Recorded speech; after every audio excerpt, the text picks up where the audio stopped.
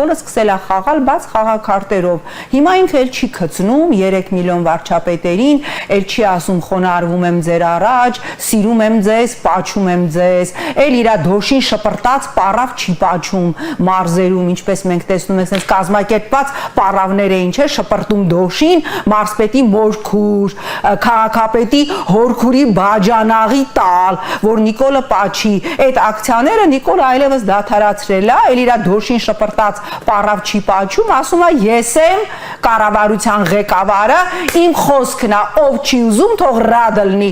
ով ռադ չեղավ կամավոր, ես կհանեմ։ Հիմա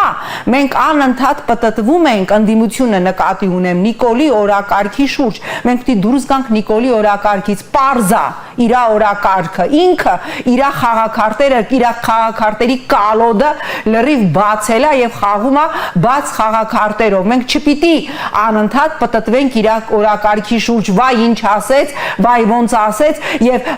post factum արձագանքենք իր քայլերին, որոնք մեկ նպատակ ունեն՝ ավարտին հասցնել Հայաստանի կազմաքանդում։